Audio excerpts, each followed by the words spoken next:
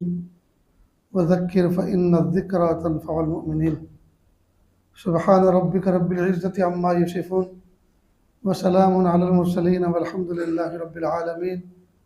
अल्लाहुम्मा सल्लि अला सय्यिदिना मुहम्मद व अला आलि सय्यिदिना मुहम्मद व बारिक वसल्लम। अल्लाह ताला ने मोमिन की तबीयत मुंतज़िम बनाई है, यानी ये हो नहीं सकता कि मोमिन के सामने कोई मुनकर हो उस पर वो नकीर न करे, इसके सामने कोई अलोल झलोल हो और इसको बुरा न लगे। और अगर ये सब कुछ चीज़ें बर्दाश्त कर रहे हैं तो इससे बढ़कर गाफिल और जाहिल कोई नहीं।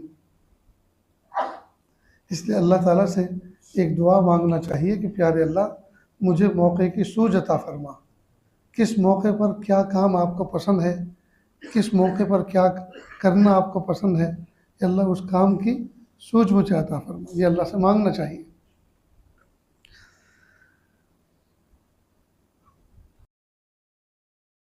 अल्लाह रब्बुल इज़्ज़त ने हमें अशरफुल मखलूक बनाया और अल्लाह ताला चाहते ये हैं कि मेरे बंदे मेरी बात मान कर चलें। अल्लाह रब्बुल इज़्ज़त ने इंसानों की तरबियत के लिए अम्बिया किराम को भेजा। इस सिलसिले में सबसे आखिरी कड़ी प्यारे महबूब सल्लल्लाहु अलैहि वसल्लम पर आकर ख़त्म होती है। तो मेरे आपके नबी मुहम्मदुर रसूलुल्लाह सल्लल्लाहु अलैहि वसल्लम है। अल्लाह के महबूब सल्लल्लाहु अलैहि वसल्लम ने अल्लाह ताला के मंशों को हम बंदों पर ज़ाहिर फरमाया कि अल्लाह ताला किस से खुश होते हैं और किस से नाराज़ होते हैं।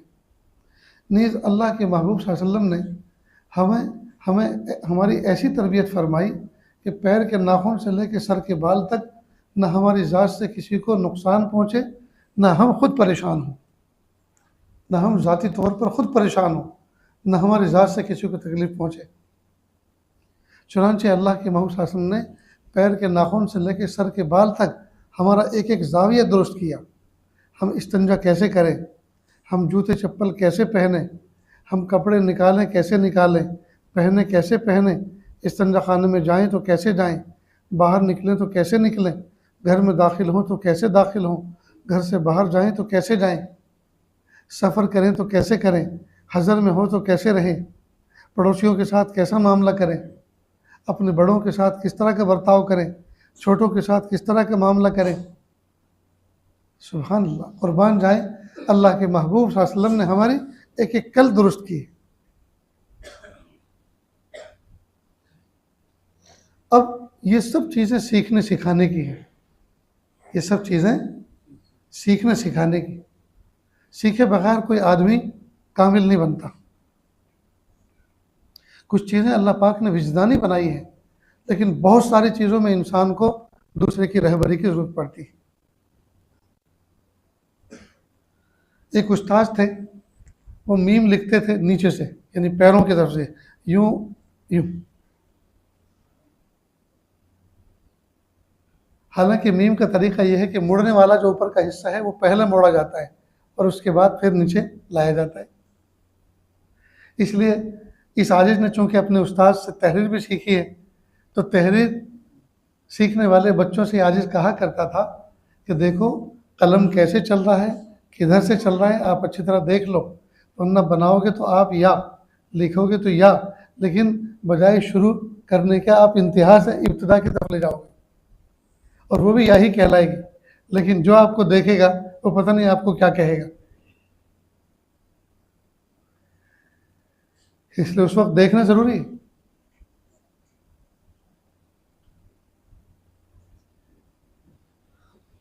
चुनांचे बहुत सारे लुंगी पहनते हैं, पैरों की तरफ से निकालते हैं सर की तरफ से, पहनते हैं पैरों की तरफ से निकालते हैं सर की तरफ से। तो बगैर देखे हुए यही सब टिटम्बे होते हैं। मेरे उस्ताद मोहतरम हज़रत मौलाना सैयद ज़ुल्फ़िकार साहब रहमतुल्लाह अलैह फरमाते थे, भाई लुंगी तो साउथ इंडिया वाले बांधते हैं, ऐसी मजबूत बांधते हैं कि उस पर अगर कोई लटक भी जाए तो भी ना खुले। और कि हमारा हाल तो ये है कि हम तो पहन के सोते हैं और सुबह को लुंगी तकिए के नीचे से निकलती है।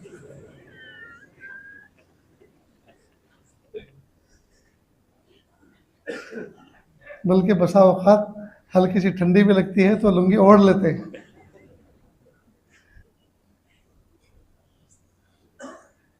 तो बहुत सारी चीज़ें किसी की ज़ेर निगरानी सीखी जाती हैं, लेकिन तलब तलब पूरी पूरी होनी चाहिए। और अल्लाह ताला से ये मांगना चाहिए कि मेरे प्यारे अल्लाह, जो मेरे अंदर कमी कोताही है, अल्लाह आफ़ियत के साथ उनको ज़ाहिर फरमा दीजिए, और अल्लाह मुझे उनकी इस्लाह की आसानी के साथ तौफीक भी अता फरमा दीजिए। कई मरतबा लोगों को समझाते हैं, बोलते हैं, लेकिन सुन सुन के सुन हो जाते हैं। वो ये समझते हैं कि ये बताई जा रही होंगी किसी की गलती, बाकी मेरे अंदर ये गलती नहीं। हालांकि सबसे बड़ी गलती का जो है पुतला वही बना बैठा है।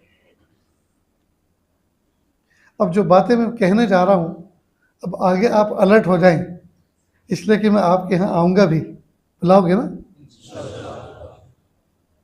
और जब आऊँगा और जो चीज़ें बताई हैं वो जो है, अगर वो चीज़ें इस्लाह में और तरबियत में नज़र ना आई तो फिर याद रखना, फिर नाराज़गी का साबका भी पड़ेगा। अजीब बात है, कई मरतबा आदमी महफ़िलों में, मजलिसों में शरीक होता है, बैठता है, क़ुर्ब भी होता है, मोहब्बत भी होती है, लेकिन जब उसकी प्रैक्टिकली तौर पर उसकी ज़िंदगी में झांक के देखते हैं, कुछ भी नहीं। इसका मतलब ये कि वक्त ज़ाया किया। हम खामखा खुशफ़हमी में मुब्तला रहे कि ये करीब भी है और बातों को सुन भी रहा है और देख भी रहा है, और अमली तौर पर उसको बहुत सी चीज़ें समझने का मौका भी मिल रहा है, और हम उससे खुशफ़हमी में मुब्तला हैं कि ये बहुत कुछ ले रहा है, लेकिन जब उसकी प्रैक्टिकली ज़िंदगी में देखते हैं तो कुछ भी नहीं। तो ये तो ज़िंदगी को धोखा देना हुआ दोस्त। क्या ही बेहतर होता ये वक्त किसी काम में गुजारा होता। तो अज़्ज़ाहिर उन्वानुल बातिन, ज़ाहिर बातिन का उन्वान होता है। ज़ाहिर को देखकर बातिन का पता चलता है। ये अरबी का एक मुहावरा है।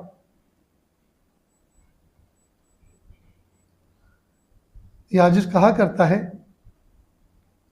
कि जैसे डॉक्टर के पास जाते हैं और डॉक्टर हमारा चेहरा बुशरा देखकर, नब्ज़ देखकर कलम कागज़ उठाता है और कुछ चीज़ लिख कर, कुछ टेस्ट लिख कर हमारे हवाले करता है। ये टेस्ट करा के लाओ, ब्लड रिपोर्ट करा के लाओ, यूरिन रिपोर्ट करा के लाओ, ईसीजी करा के आओ, सीटी स्कैन करा के लाओ, उसके बाद पता चलेगा क्या मर्ज़ है। इसी तरह बहुत सारे मुरब्बी, बहुत से अल्लाह वाले, उनके यहाँ भी कुछ रिपोर्ट निकलती है। मसलन अपने मेज़बान के यहाँ जाकर, अपने दाई के यहाँ जाकर, उसके अगर वो टॉयलेट और बाथरूम देख लें तो इससे उसके दिल का पता चल जाता है कि मेरा मेज़बान, मुझे बुलाने वाला मेरा दाई, उसका बातिन कैसा है।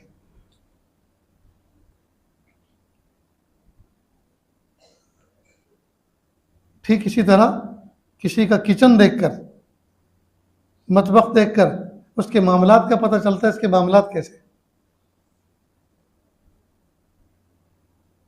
बाज़ मरतबा किसी के यहाँ जाना होता है वज़ू के लिए, ज़रूरत के लिए, इस्तिंजा खाने, गुस्ल खाने में जाना होता है। अब दुनिया भर के कपड़े वहाँ लटके हुए, मर्दों के तो मर्दों के, औरतों के लटके रहते हैं। कितनी बेहिसी। अरे हम तो खैर अजनबी हैं, बाहर से आए हैं, लेकिन घर के जो अफराद हैं उनके लिए भी तो एक दूसरे के छोटे कपड़े और जो अंदर पहने जाने वाले कपड़े उनको देखना जायज़ नहीं। जवान उम्र बच्चे हैं, माँ के कपड़े वो देखें, बहन के कपड़े देखें, ये कितनी गैरत की बात। लेकिन इस तरफ तबीयत ही नहीं चलती। बहरहाल चंद बातें इसी तरह की कुछ तरबियत की आपके सामने पेश की जा रही हैं। सुने और दिल के कानों से सुने, और जो बात कही जा रही हो जहन में नक्श कर लें कि जाते के साथ ही इसकी इस्लाह करनी है इंशाअल्लाह।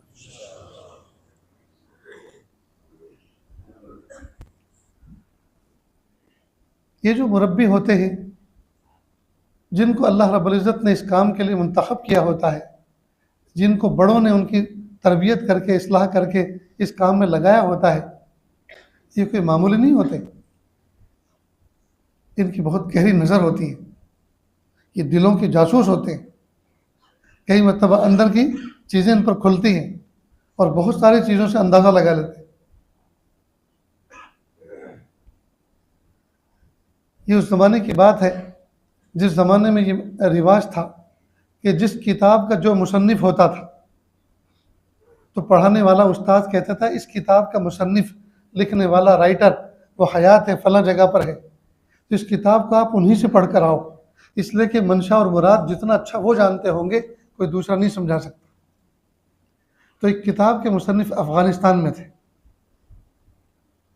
तो उस्ताद ने कहा बेटा इस किताब के मुसन्निफ़ अफ़गानिस्तान में और हयात है, तुम ऐसा करो सफ़र की मशक्क़त उठाओ और जाकर पढ़ कर आओ, बहुत नफ़ा होगा। चुनांचे ये तालिब इल्म अफ़गानिस्तान के सफ़र पर रवाना हुआ। अल्लाह की शान ये वहाँ पहुँचा। जिस वक्त ये वहाँ पहुँचा, कई हफ्ते महीनों की मशक्क़त के बाद जब वहाँ पहुँचा तो उस्ताद दोपहर का खाना खा रहे थे। इसने दरवाज़ा खटखटाया, पूछा कौन? कि मैं एक तालिब इल्म हूँ, परदेसी हूँ, आपके पास इस्तिफ़ादे के लिए आया हूँ, कि दरवाज़ा खोलो, अंदर आ जाओ। वो अंदर आ गए। उस्ताद खाना खा रहे थे, मुसाफिर हो हाथ धो लो और मेरे साथ शरीक हो जाओ। हाथ धोकर खाने में दस्तरखान पर शरीक हो गए। खाने के बाद पूछा किस लिए आना हुआ? हज़रत जो किताब आपने लिखी है वो पढ़ने के लिए आपके पास आया हूँ। कहा किताब तो मैं आपको नहीं पढ़ा सकता, कोई और काम हो और ख़िदमत हो तो बताओ। कि नहीं हज़रत मैं तो सिर्फ किताब पढ़ने के लिए आया हूँ। कि नहीं मैंने आपको कहा ना किताब तो मैं नहीं पढ़ा सकता, कोई और ख़िदमत मेरे लायक हो तो बताओ। हज़रत मैं सिर्फ़ और सिर्फ किताब पढ़ने के लिए आया। कि नहीं मैंने कह दिया आपको, अपना फ़ैसला सुना दिया, मैं किताब आपको नहीं पढ़ा सकता, मैं माज़ूर हूँ। ये वापस आ गया। जैसे वापस आया तो उस्ताद हैरान कि भाई अभी तो आप गए थे और आप वापस भी आ गए, क्या किताब पढ़ कर आए? क्या किताब पढ़ना तो दूर की बात है, उसका तो आगाज़ ही नहीं हुआ। उस्ताद ने मना कर दिया। तो क्यों? का वो तो आप उनसे पूछ सकते हैं कि क्यों ख़त लिखे, उनसे पूछें। बाकी मैं गया, दरवाजे पर दस्तक दी, उस्ताद उस वक्त खाना खा रहे थे। मैं अंदर दाखिल हुआ, हाथ धुला के मुझे खाने पर बिठा दिया। जब खाने से फारिग हुआ पूछा क्यों आए हो? मैंने कहा जो किताब आपने लिखी है उसको आपसे पढ़ने के लिए आया हूँ। कहा किताब तो मैं आपको नहीं पढ़ा सकता, कोई और ख़िदमत हो तो बताओ। अब मेरी और क्या ख़िदमत हो सकती थी, मैं तो सिर्फ किताब पढ़ने के लिए गया था। बहुत मैंने इसरार किया, उसी इसरार के साथ उन्होंने इनकार किया और मैं महरूम चला आया। तो कहा आपने उनको कोई तकलीफ़ तो नहीं दी? कि तकलीफ़ देने का उन्होंने मौका ही कहाँ दिया, वो तो पहले ही खाने पे मुझे रुखसत कर दिया। अगर मैं उनके पास रहता, ठहरता, तब तो कुछ तकलीफ़ देता, यानी मेरी ज़ात से तब तो उनको कोई तकलीफ़ पहुँचती। जब मैं रहा ही नहीं, उनके पास ठहरा ही नहीं, तो मैं क्या कह सकता हूँ कि मेरी ज़ात से उनको तकलीफ़ पहुँची? ये उस्ताद भी परेशान कि क्या बात है। कहा कि जिस वक्त आप वहाँ पहुँचे तो वो क्या कर रहे थे? कि खाना खा रहे थे। फिर क्या मुझे भी खाने में शरीक कर लिया? तो उस्ताद समझ गए कि शायद खाना खाने के दौरान ही कोई ऐसा मामला हुआ है, कोई ऐसा मामला हुआ है जिससे इनको तकलीफ़ हो गई। पता नहीं कैसे कैसे ज़ौक़ के लोग होते हैं, कैसी कैसी तबीयतों में अल्लाह पाक ने लताफ़त, नज़ाकत रखी होती है। हमारे इदारे दारुल फलाह इदारेन तरकेसर में एक बहुत बड़े कारी थे, उस्ताज़ुल असातिज़ा हज़रत कारी अनीस साहब रहमतुल्लाह अलैह, मुत्तबे सुन्नत। शमाइल पढ़कर तलबा उनको देखते थे कि अल्लाह के महबूब सल्लल्लाहु अलैहि वसल्लम ऐसे चलते होंगे, ऐसे बैठते होंगे, ऐसे पहनते होंगे। अल्लाह पाक ने उनको एक नमूना बनाया था और तबीयत इंतहाई लतीफ़। तने तनहा फलाह इदारेन में होते थे तो तलबा के जो कमरे लाइन से थे, एक कमरा उनके लिए मखसूस था। उसी के अंदर एक वज़ू खाना छोटा सा बना दिया गया था, उसमें हज़रत आराम फरमाते थे अपने कमरे के अंदर। अब ऊपर एक मंजिल और थी, वहाँ कुछ सूडान की तरफ के तलबा रहते थे, लहीम शहीम कद्दावर। अब तबीयत थी हज़रत कारी साहब की बहुत नाजुक। तो एक मरतबा दफ्तर एहतमाम में आए और कहा कि ये तलबा जो मेरे ऊपर रहते हैं ये तो नाचते हैं रात को। महतूब साहब हज़रत मौलाना अब्दुल्ला साहब कापदरी रहमतुल्लाह अलैह वो हयात थे। तो कहा यार तलबा नाचते हैं, वो सूडानी, उनको तो नाचना भी नहीं आता होगा, ये नाचने का काम तो अपने मुल्क में होता है, ये वो कहाँ से नाचने लगे, वो कहाँ से ठुमके लगाने लगे। हज़रत को इज़्ज़त से रुखसत किया कि हज़रत मैं अभी बुलाता हूँ, तहक़ीक़ करता हूँ क्या बात। उनको बुलाया, अरे तुम अल्लाह के बंदो नाचते हो तुम? हमें नाचना कहाँ आता है कि तुम, हज़रत कारी साहब ने कहा तुम नाचे, रात को तुम नाचे थे।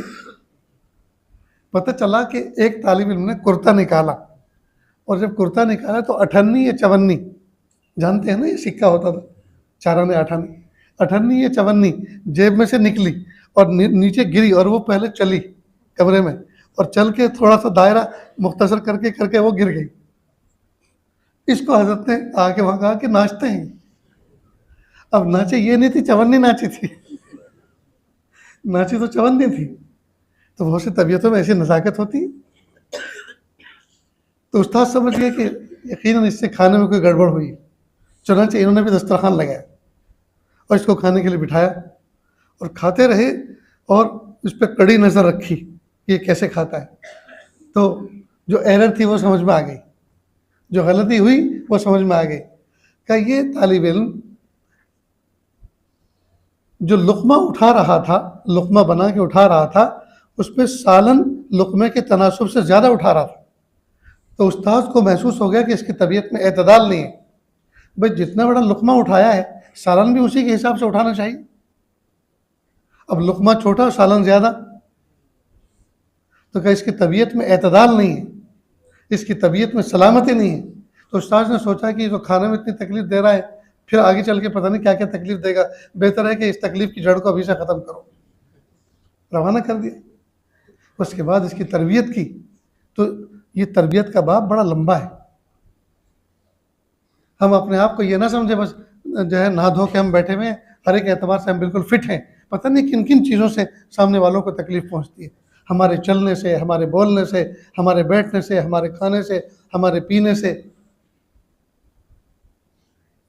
हमारे मामलात से न जाने कितनों को कितनी तकलीफ़ पहुँचती।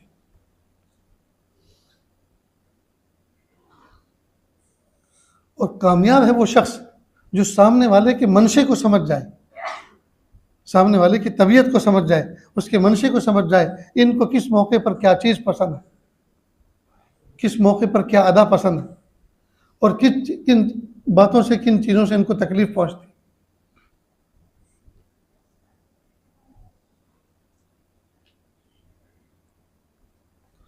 इतनी बात समझ गए आप? तो हमेशा इस्लाह का दरवाज़ा अपने ऊपर खोल के रखना चाहिए। अपने आप को कभी भी आदमी ये ना समझे मैं कामिल हूँ। एक मरतबा हमने कहीं समझ लिया था किसी चीज़ के बारे में कि ये चीज़ तो हमारी समझ में आती है।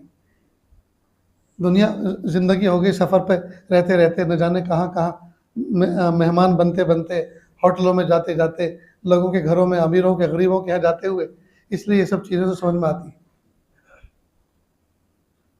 उसूल ये है कि जब आप किसी के यहाँ मेहमान बने,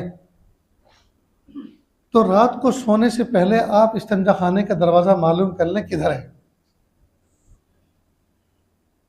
इसलिए कि अभी तो आपको तकाज़ा नहीं है, लेकिन जब सब सो जाएंगे उस वक्त आपको तकाज़ा होगा, और जब तकाज़ा होगा तो फिर आप कौन से कोने में टक्कर मारेंगे, क्या पता इस्तिंजा खाना किधर है।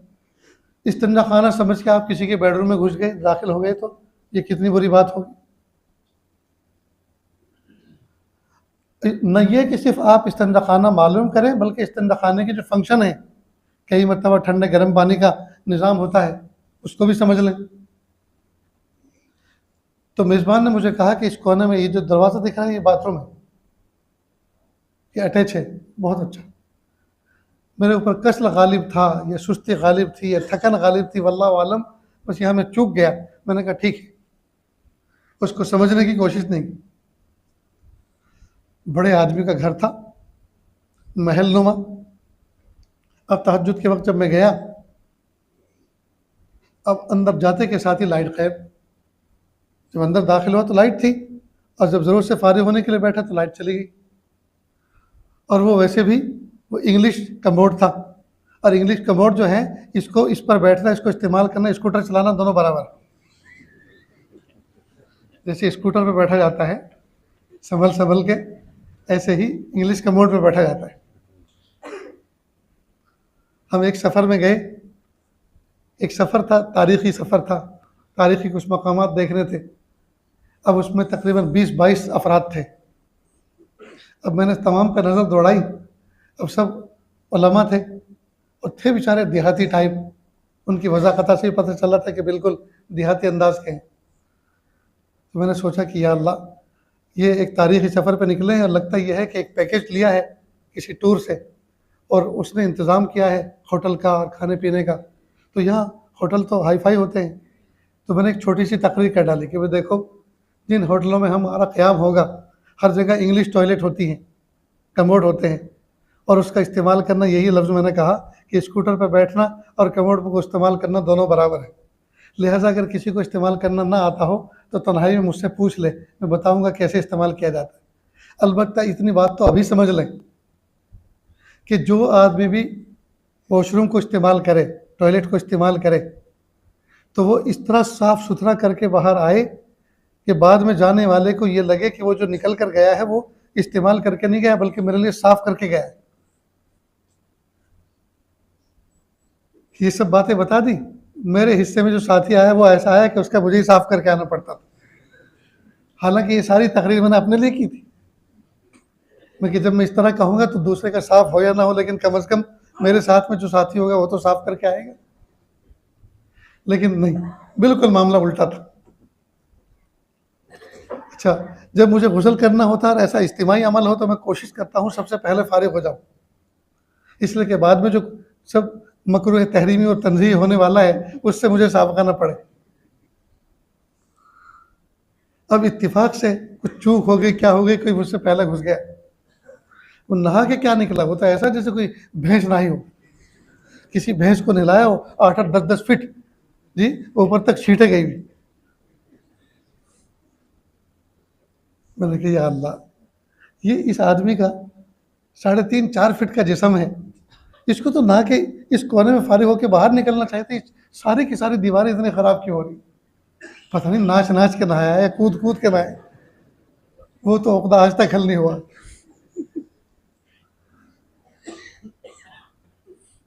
अब जब हम जिनसे हमने पूछा नहीं कि इस्तिंजा खाने का निज़ाम क्या है, जब उनके यहाँ गए तो अंदर लाइट गायब।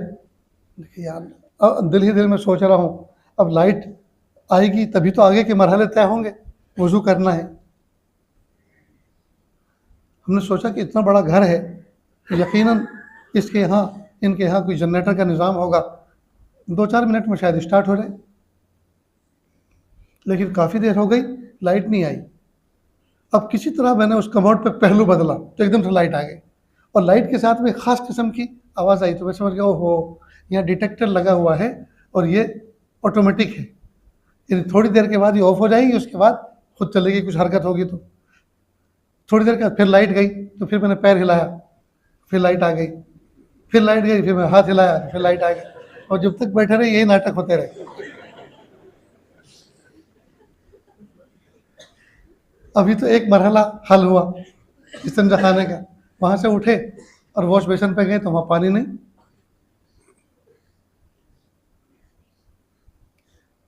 अब नल बहुत सारे घुमाने पड़ते हैं, घूमने का निज़ाम भी नहीं था, उसको भी देख लिया।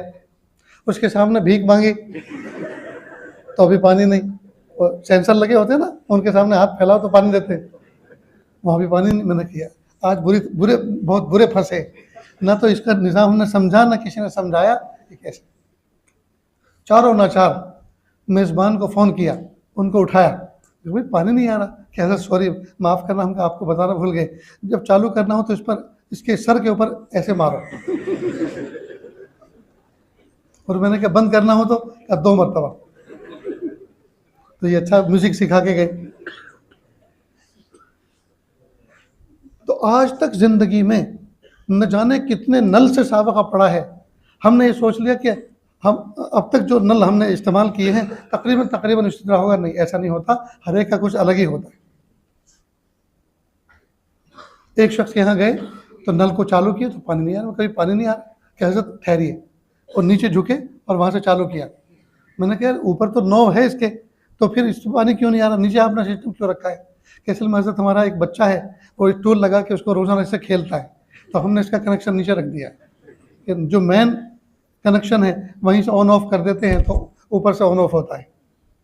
हर जगह कुछ ना कुछ नया निज़ाम होता है। तो हर चीज़ अच्छी तरह से समझनी चाहिए, सीखनी चाहिए, देखनी चाहिए और इस बारे में कभी कोताही ना करें, वरना कई मतलब बड़े बड़े नुकसान हो जाते हैं। और हाँ, कहीं सफ़र पे जाओ और किसी मेज़बान के यहाँ जाओ या कहीं होटल में जाओ तो फ़ोन अपने साथ में ज़रूर लेकर जाओ, और वहाँ जाके फ़ोन चलाना नहीं है, फ़ोन पे कोई फंक्शन देखना नहीं है। फ़ोन इसलिए ज़रूरी है, कई मरतबा आदमी अंदर बंद हो जाता है, बाहर नहीं निकल पाता, और फ़ोन ये वास्ता है जिसके ज़रिए से आदमी किसी की हेल्प ले सकता है। यहाँ तक कि बड़े बड़े होटलों में तो इंटरकॉम सिस्टम होता है, वहाँ लगा रहता है। खैर वहाँ से तो बात कर सकते हैं, लेकिन हमारा कोई साथी कमरे के अंदर हम उनसे बात करना चाहते हैं तो उससे कैसे रब्ता करेंगे? फ़ोन होगा साथ में तभी तो। बहरहाल, तो ये सब चीज़ें तरबियत से मुताल्लिक़। जब किसी के यहाँ जाएँ तो इस्तिंजा खाने का रुख मालूम कर लें जी, उसके अंदर जो निज़ाम है ठंडे गर्म पानी का उसको मालूम कर लें। कई मतलब गीज़र तो लगा रहता है लेकिन उसका कनेक्शन नहीं होता, या कनेक्शन होता है तो घर वाले इस्तेमाल नहीं करते इसलिए कि उसके अंदर कोई फॉल्ट आया हुआ है। अब आप जाकर किसी का गीज़र ऑन करेंगे और हो सकता है कोई धमाका हो जाए, हो सकता है कोई बड़ा फॉल्ट हो जाए, तो आपने गोया एक ऐसी चीज़ को बगैर समझे इस्तेमाल किया जिसको समझ के इस्तेमाल करना था। अगर आप ये कहेंगे कि ये गीज़र चालू है, मैं इसको इस्तेमाल कर सकता हूँ, कि नहीं नहीं इसको इस्तेमाल ना करना, हमें क्या नाम गर्म पानी आपको ला के देंगे, तो अब क्या करेंगे आप? पूछ लिया तो मालूम हो गया ना, न पूछते और आप इस्तेमाल करते तो क्या होता? इसलिए तलब का दरवाज़ा खोल के रखें और हमेशा अपने आप को मोहताज इस्लाह समझें और कदम कदम फूंक फूंक कर रखें, पूछ पूछ कर रखें। एक बहुत बड़ी कमी कोताही हमारे अंदर ये है, आम तौर पर देखा गया है, दरवाज़ों के बाहर सदर दरवाजे पर एक डोरमेट रखी होती है, उर्दू में इसको पापोश कहते हैं, पैर पूछने के लिए। अब इस डोरमेट की कई हैसियतें हैं।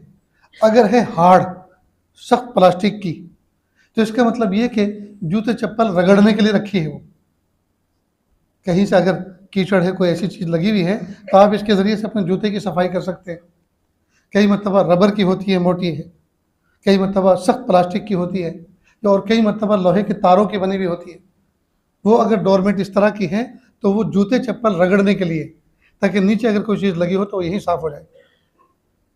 और अगर है वो कपड़े की कालीन टाइप है तो वो जूते चप्पल इस्तेमाल रखने के लिए नहीं है, बल्कि जूतों में से, चप्पल में से पैर निकालकर पैरों को साफ करने के लिए। लोग क्या करते हैं, उनके ऊपर जूते निकाल देते हैं।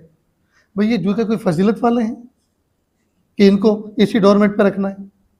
जो जूते चप्पल न जाने कैसे कैसे गोबर पर और पेशाब पहाड़ों पर चलकर आए हैं, वो जूते चप्पल ख़ास इकराम के साथ रखे जाएँ, ऐसा तो कोई उसूल नहीं, उसको तो कहीं भी निकाल दिया जाए। ये डोरमेट इसलिए डाली है ताकि जो पैर जूतों के अंदर थे, जो पसीज गए थे, जिनके ऊपर पसीना आ गया था, या बारिश का मौसम था, जो नम हैं, जो भीगे हुए हैं, उन पैरों को जूते चप्पल में से निकाल कर उनको अच्छी तरह से यहाँ रगड़ के साफ़ कर लो, ताकि आपके पैर जब आगे अंदर पड़े, अंदर कालीन बिछा हुआ है, अंदर कारपेट बिछी हुई है, ताकि वो मुतासिर ना हो। ये इस डोरमेट का मकसद होता है। लेकिन हमने बारहा देखा, हमने अपने जूते चप्पल निकाले किनारे पर, उस पर पैर रगड़ कर साफ करके अंदर कदम रखा, और जब 2-4 घंटे के बाद उस घर से बाहर निकले तो हमारे इस्तकबाल में वो जूते चप्पल डोरमेट पर रखे हुए। भाई क्यों रखे इस पर? इसका कोई जवाब नहीं। इसका मतलब ये कि उसका मंशा ही नहीं समझते कि डोरमेट डाली क्यों जाती। दरवाजे के ऊपर जो पापोश बिछाया जाता है, डाला जाता है, जिसको अंग्रेजी में डोरमेट कहते हैं, उसका मकसद है पैरों को साफ करके अंदर आना, और जूते चप्पल उसके हुदूद में ही निकाल देना, और अपने पैर निकालने के बाद जूते चप्पल से उसको साफ करके फिर अंदर एंट्री करना। यह है उसका मकसद। हरगिज़ हरगिज़ उस पर जूते चप्पल न निकालें।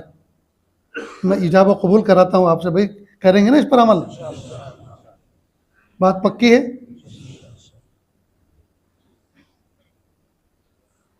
अब चूंकि बड़े जब ऐसा करते हैं तो बच्चे उन्हीं की नकल करते हैं, उठा के रख देते हैं वो भी।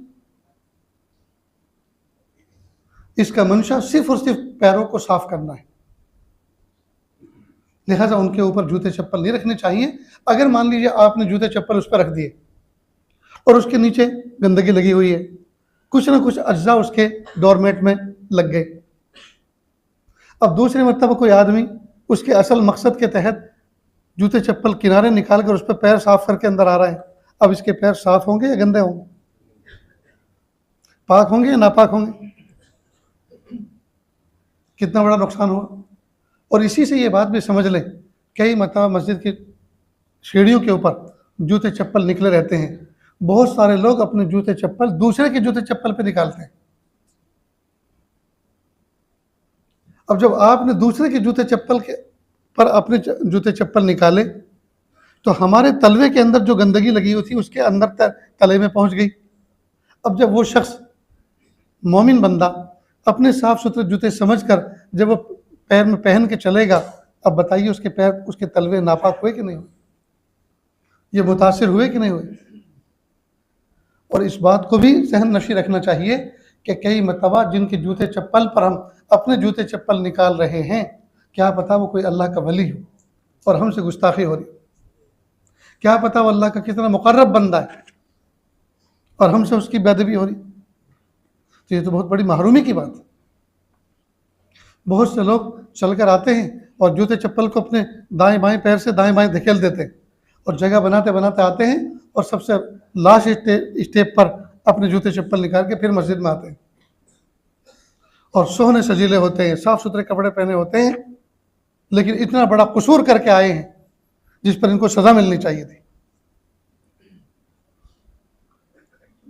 लेकिन उसको समझते हैं कि मुझ जैसा तो कोई है ही नहीं। ये किब्र है उनके अंदर, जो अपने जूते चप्पल को सबसे अफजल समझता है और सबके जूते चप्पल को हकारत से ये दाएं बाएं करके अपने जूते चप्पल को साफ सुथरी जगह पर निकाल कर आता है, इसके अंदर किब्र है।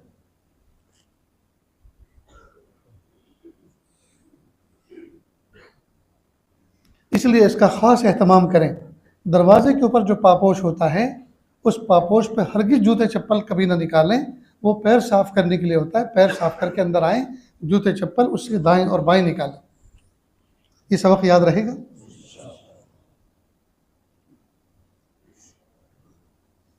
जब आप किसी कमरे में दाखिल हों, किसी के घर पर, आमतौर पर जब दरवाजे से दाखिल हुए तो दाएं बाएं या तो बेड होते हैं, ये सोफ़ा होता है, ये कुर्सियाँ होती हैं। तो आप ऐसी जगह का इब्तदाई में, अव्वल वहले में आप ऐसी जगह का इंतखाब करें कि सामने का पर्दा जब हटेगा तो बेपर्दगी ना हो और आपकी नज़र ना पड़े। दरवाजे के सामने आमतौर पर आगे का दरवाज़ा होता है, दाएं बाएं कुर्सियाँ या सोफ़े लगे होते हैं। अब यहाँ बैठ गए, अब जब सामने वाला मेज़बान आया या गया और उसने दरवाज़ा खोला तो अंदर तक नज़र पड़ी और आपके अंदर तक निगाहों ने सफ़र कर लिया, तो ये गलत है। अब पहले से कुछ ऐसा फासला बनाकर बैठें ताकि अगर पर्दा हटे तो बेपर्दगी ना हो।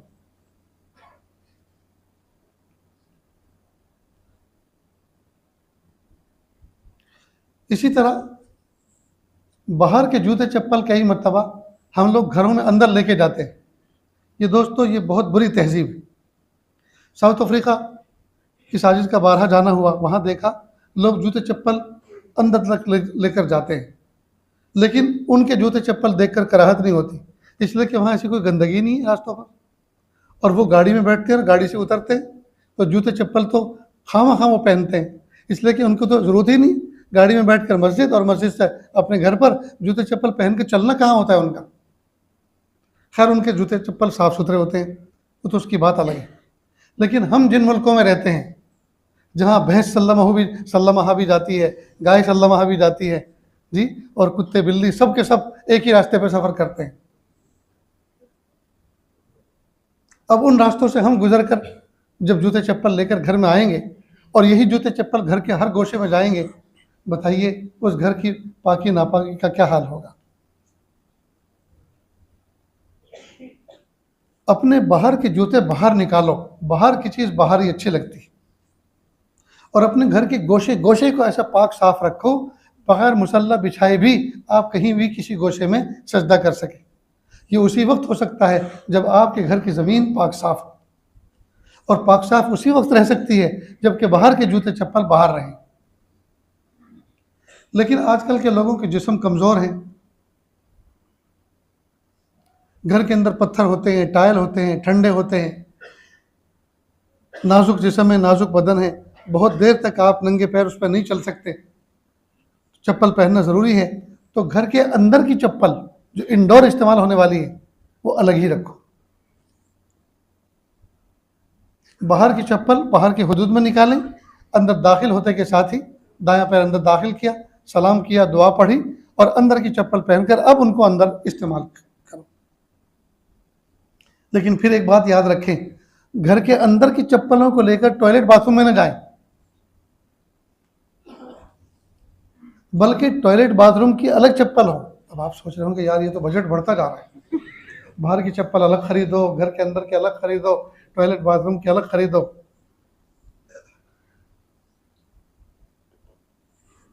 ये बजट नहीं बढ़ रहा, ये पाकी सफाई बढ़ रही है, अल्लाह का कुर्ब बढ़ रहा है।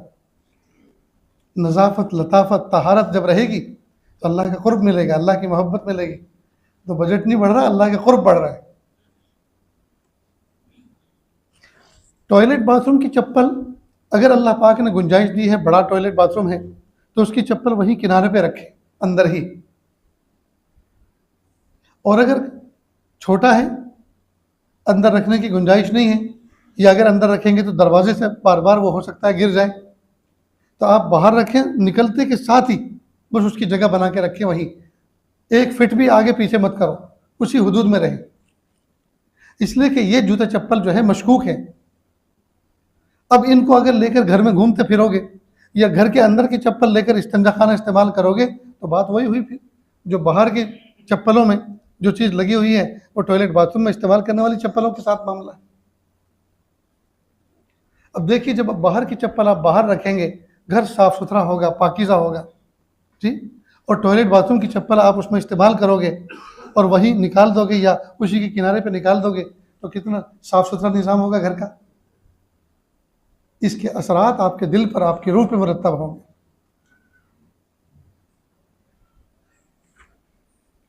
और टॉयलेट बाथरूम में चप्पल जो है बेहतर है कि आड़े पट्टे की हो।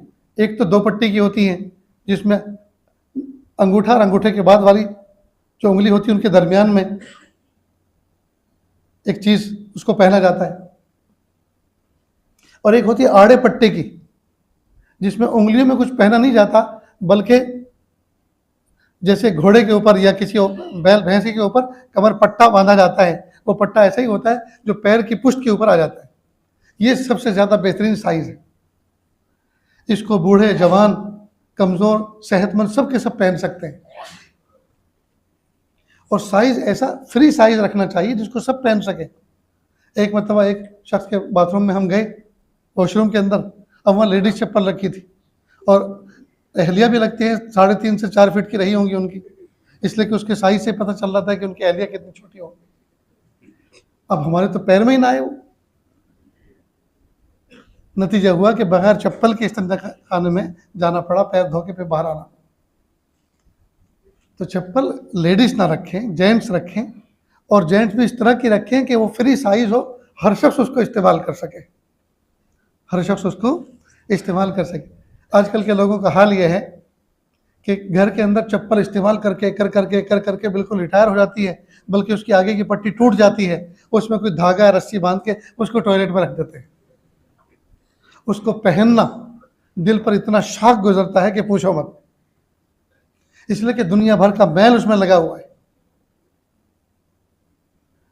खुद वो चप्पल पैरों से चिपक जाए तो निकलने के लिए तैयार नहीं है। पता नहीं उसको मोहब्बत हो जाती है या उसको हम पसंद आ जाते हैं, ये पता नहीं क्या मामला, वो मतलब पैर से निकलने का नाम नहीं लेते। इससे पता चलता है कि कितना मामला गड़बड़ है। हर 2-3 महीने के बाद टॉयलेट बाथरूम की चप्पल बदल देना चाहिए। ऐसी सस्ती किस्म की रखें और ऐसी भी ना हो कि वो फिसलने वाली हो, इसमें बहुत ज़रा देखना होता है, ग्रिप ठीक ठाक होनी चाहिए, वरना कई मतलब पैर लंबा हो जाता है और फिर आदमी लंबा हो जाता है। अल्लाह हिफाजत फरमाए। तो एक तो चप्पल वो रखते हैं जो घर के रिटायर हैं, वो बाथरूम में रख देते हैं। और दूसरा, लोटे की जगह पर घर का जो पेंट हुआ था, कलर हुआ था, उसमें जो लीटर का डब्बा आया था पेंट का, वो खाली होने के बाद उसी को रख देते हैं। पता नहीं इसकी क्या फजीलत है।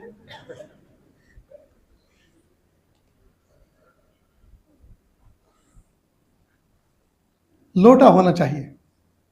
लोटे में टेंटू होती है, निशाने पे पानी गिरता है और बकदर जरूरत गिरता है, इधर उधर छींटे नहीं होते।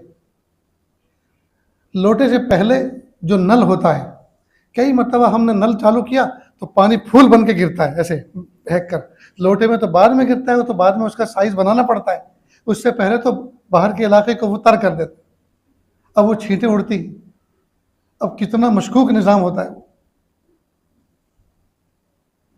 इसलिए अगर इस तरह नल का मिजाज मालूम करना हो तो थोड़ा सा मुजाहदा करो।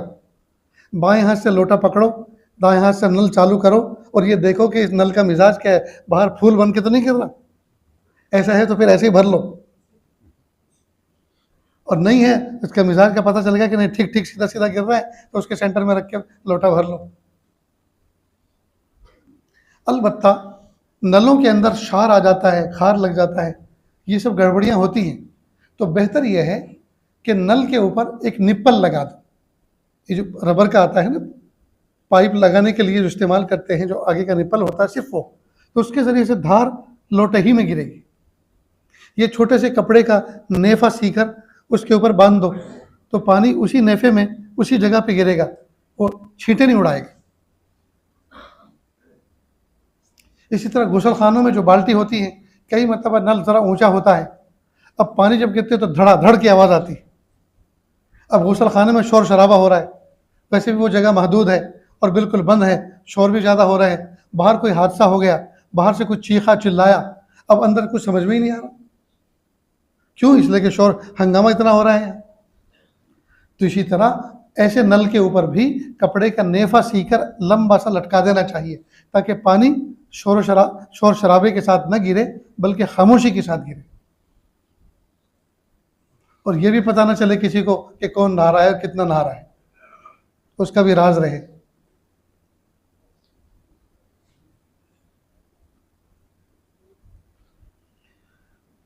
तो टॉयलेट के अंदर लोटा इस्तेमाल करने के आदी बने। अब मेरे जो दोस्त अहबाब साउथ इंडिया की तरफ से आए हैं, वो बुरा ना माने, उनके यहाँ सबके यहाँ डोल रखी रहती है, छोटी सी बाल्टी, और बाल्टी में मग भी नहीं होता। अब पता नहीं वो उसे कैसे इस्तेमाल करते हैं, पता नहीं यूँ उठा के नहा लेते हैं, क्या करते हैं, आज तक समझ में नहीं आया।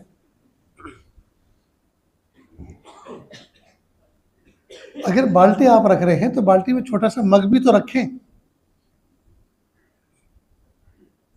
और मग के जरिए से पानी निशाने पे नहीं गिरता, उसमें तो छपके मारने पड़ते हैं। उठाया और जोर से धकेला। अब जाहिर बात है कि जब आपने इस्तिंजे की जगह पे पानी फेंका तो पिंडलियां और दाएं बाएं का इलाका मुतासिर हुआ कि नहीं हुआ।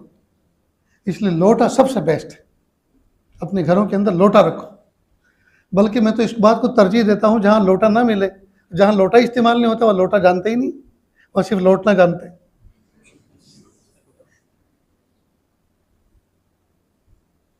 एक इस्तिंजा खाने में जाना हुआ, लोटा गिरा हुआ था, लोटा हुआ था। मैंने कहा अब ये इस बामुसम्मा है, लोटा हुआ है। तो जहाँ लोटा इस्तेमाल ही नहीं करते तो कहाँ से मिलेगा, अगर मांगेंगे मुतालबा भी करें तो कहाँ से करें। तो बेहतर ये कि फिर हम तो वहाँ ये जो पानी की बिस्लरी की बोतल होती है वो लेके जाते, कि ये भी लोटे की तरह ही कुछ काम करते हैं। तो इसका दोस्तों एहतमाम करें, घर में करेंगे कि नहीं करेंगे। अब सोचेंगे एक तो चप्पल 3-3 जोड़ी लो, एक लोटा भी खरीदो, बाद में पर्ची लिख के मत भेजना मेरे पास कि इतना टोटल बनता है, अब बताओ आप कितना हिस्सा लगा रहे हैं इसमें। दोस्तों ये तहजीब है, ये तमद्दुन है, ये तरतीब है, ये सलीका है, इंशाल्लाह नफ़ा होगा। इस्तेमाल करेंगे इन बातों पर, अमल करेंगे तो इंशाल्लाह नफ़ा होगा। न ये कि आपको, घर की औरतों को, छोटे मासूम बच्चों को, मेहमानों को, बुज़ुर्गों को राहत मिलेगी, और किसी मोमिन को राहत देना ये कार्य सवाब है। जब आम मोमिन को राहत देना सवाब का बाइस बनता है, तो घर के जो मोमिन, वो तो ख़ास मोमिन है, उनके तो न जाने हमारे ऊपर कितने हुकूक हैं, तो हमने उनको राहत भी दी, उनका हक भी अदा किया। इसी तरह दोस्तों, लगे हाथों ये भी समझ लें, बाथरूम के अंदर जो बाल्टी होती है और बाल्टी के अंदर जो मग होता है, उसे पोट भी कहते हैं, मग भी कहते हैं, मग्गा भी कहते हैं उर्दू ज़ुबान में।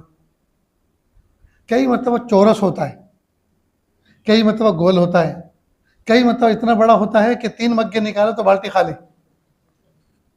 ये बड़ा नहीं होना चाहिए, दरमियानी साइज होना चाहिए। अच्छा, बहुत से लोगों को तशफ़ी नहीं होती छोटे, उनको बड़ा ही चाहिए। चुनांचे मैं अपने किसी दोस्त के यहाँ, मेज़बान के यहाँ पहुँचा, तो उन्होंने बाल्टी के अंदर दोनों मग्गे रखे हुए थे। बयान सुन रखा था कि किसी को बड़ा पसंद है, किसी को छोटा पसंद है। अब उनको ये पता नहीं था कि आने वाले मेहमान को क्या पसंद है, तो दोनों रखे थे। मैंने कहा अल्लाह जज़ा खैर दे, दिल से दुआ निकली कि देखिए ऐसा ज़ौक़ का ख्याल रखा है।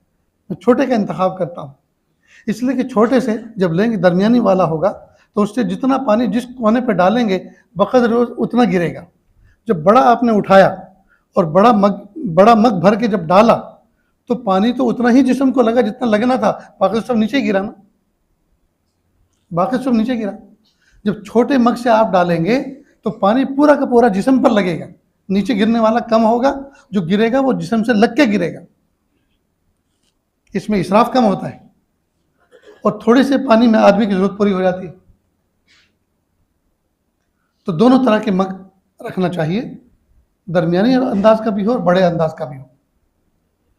नीज जो टूल होता है जिस पर बैठा जाता है, जो स्टूल होता है जिस पर बैठा जाता है, दोस्तों इसमें बड़ी एहतियात करनी चाहिए।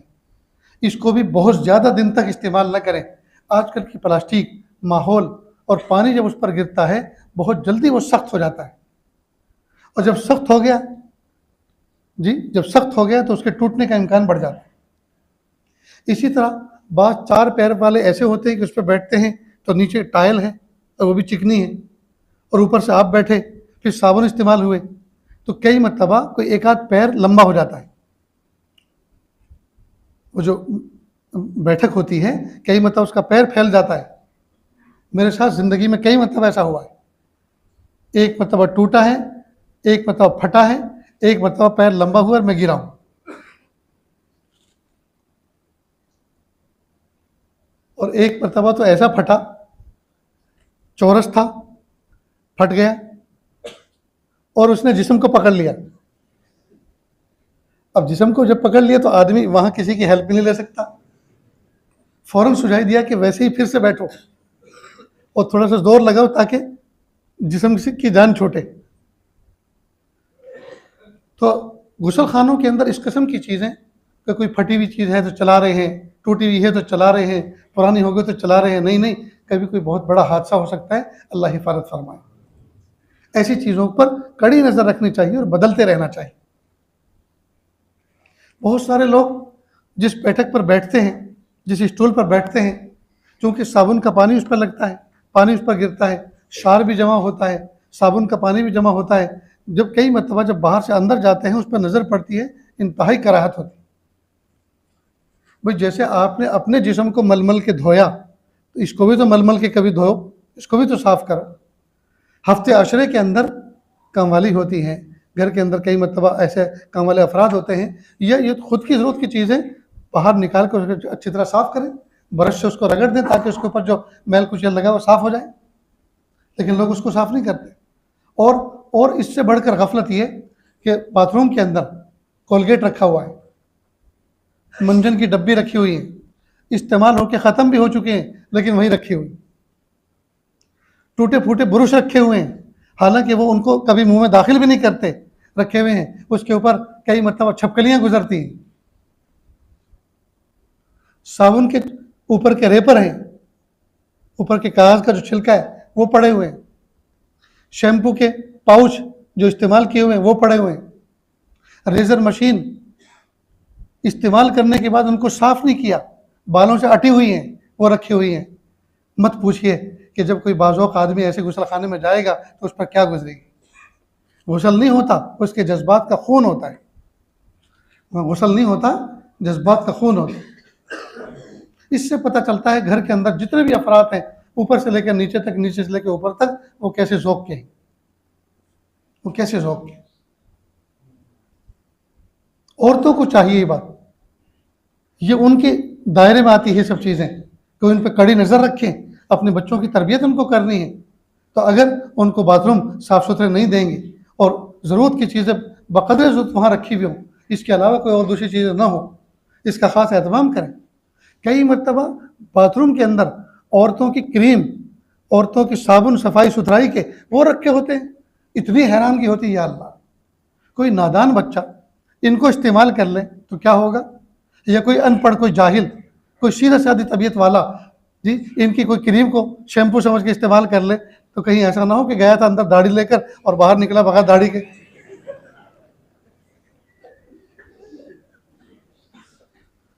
इसलिए मैं कहता हूँ, कहीं भी कहीं अजनबी इलाके में जाना हो, जहाँ की ज़ुबान भी समझ में ना आती हो और जो लिखा हुआ है वो भी समझ में ना आता हो, और वहाँ साबुन भी है, शैम्पू भी है, तो कोई भी शैम्पू और साबुन दाढ़ी पर, सर पे इस्तेमाल ना करो, पहले पिंडली पे इस्तेमाल करो, इसलिए कि जो कुछ कार्रवाई होने वाली वो पिंडली पे हो जाए।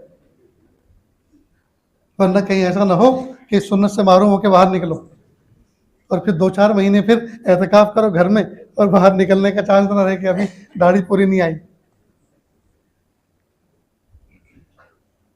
हमारे साथ में उम्रे के अंदर एक हाजी साहब गए और वो हर माल 5 रियाल, ऐसी दुकानें होती है ना,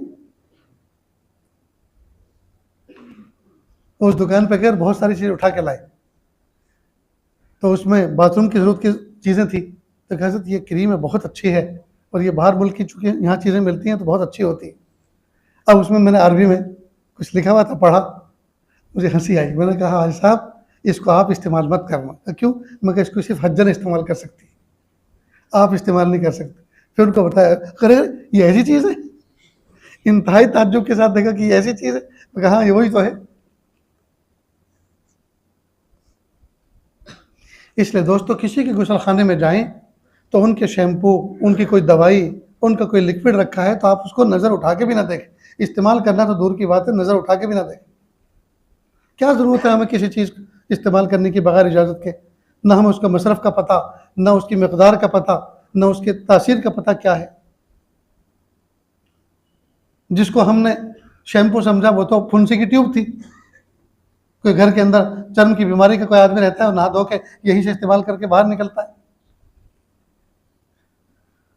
ख़ास तौर से औरतों को चाहिए जो उनकी ज़रूरत की चीज़ें सफाई सुथराई की, जिस दिन उनको ज़रूरत इस्तेमाल करना हो वो ज़रूरत की चीज़ें उसी दिन ले जाएं और वहाँ से निकाल कर फिर उनको महफूज जगह पे रखें जहाँ बच्चों की दस्तूर से वो बाहर हो। ये अदब है। ऐसे ओपन पैलेस पे हरगिज़ ना रखें। और ज़रूरत से ज़ायद चीज़ कोई भी बाथरूम के अंदर, वॉशरूम के अंदर हरगिज़ रखने की ज़रूरत नहीं है दोस्त। साफ़ सुथरा हो, टॉयलेट हो, बाथरूम हो, ड्राई होता है, साफ़ सुथरा होता है, आदमी की तबीयत में बशाशत आती है, अंदर जाकर इस्तेमाल करने में उसको उसकी रग़बत होती है। ख़ास तौर से जो कमोड होते हैं, लोग इसको बदनाम करते हैं। हंसना मुझे आता है हज़रत इंसान पर, कार बद खुद करे, लानत करे शैतान पर। ये एक शेर है, शैतान की तरफ से किसी शायर ने कहा है, हंसना मुझे आता है हज़रत इंसान पर, कार बद खुद करे, लानत करे शैतान पर। इस तरह ये कमोड भी हंसता होगा कि बदनाम मुझे कर रखा है कि मैं छींटे उड़ाता हूँ, हालांकि इस्तेमाल खुद को नहीं आता। और वाकई सही, जब तक आदमी किसी चीज़ से वाकिफ़ नहीं होता उसको अपना दुश्मन समझता है। यही हाल कमोड के साथ भी है। जिन लोगों के घुटनों में तकलीफ़ है, कमर में तकलीफ़ है, पूरे जिस्म के साथ ज़मीन तक नीचे बैठना उठना जिनके लिए बहुत मुश्किल काम होता है, उनसे पूछो उनके लिए कितनी राहत की चीज़। लेकिन आम तौर पर हमारे मुल्क हिंदुस्तान में इसको इस्तेमाल करना अक्सर लोगों को नहीं आता। जिन्होंने घर में बना भी रखे हैं उनको इतना गंदा करके रखा हुआ है कि इस्तेमाल करने को जी नहीं करता। एक तो इसके साथ टिश्यू पेपर रखना लाजिम है, टिश्यू पेपर ज़रूर होना चाहिए। दूसरा, इसकी कुछ नशिस्त इस तरह होनी चाहिए थोड़ी सी ऊंची, ताकि अगर बाथरूम है तो उसका पानी इसके नीचे ना आए। और अब तो वॉल हैंग आ रहे हैं दीवारों पर, फिक्स करने वाले, उसके नीचे सफाई सुथराई रहती है, खुश्क रहता है। नीज इसकी जो शीट के ऊपर जो प्लास्टिक की एक शीट रखी जाती है, उसको कुछ महीनों के बाद निकाल देना चाहिए। उसके स्क्रू फेल हो जाते हैं, ये टूट जाते हैं, कई मतलब बैठते हैं आप सेंटर में और हो जाते हैं किनारे पर। ये बहुत बुरा मरहला है, इस पर नज़र रखनी चाहिए। गर्ज ये कि ये चीज़ें ऐसी हैं जो इस्तेमाल की हैं कि इनके इस्तेमाल करने से बंदे को राहत पहुंचती है, ये राहत का सामान है, सफाई सुथराई का सामान है, लेकिन इनकी वज़ाक़ता वैसी न होने की वजह से जैसी होनी चाहिए, तो आदमी बजाय पाक साफ होने के परेशान होकर आता है। तो ये सबक याद रहेगा। बाथरूम से मुतालिक जो चीज़ें बताई हैं, टॉयलेट से मुतालिक जो बातें बताई हैं, जूते चप्पल से मुतालिक जो बातें बताई हैं, सबक याद रहेगा इंशाअल्लाह। अल्लाह ताला जिस मौके पर जो चीज़ जिस मौके की बताई गई है, उस मौके पर उस चीज़ को अल्लाह पाक याद भी दिला दे और आफियत के साथ अल्लाह पाक अमल की तौफीक अता फरमाए। व आखिर दावाना अनिल हम्दुलिल्लाहि रब्बिल आलमीन। दुआ कर लीजिए। बिस्मिल्लाहिर रहमानिर रहीम। अल्लाहुम्मा सल्लि अला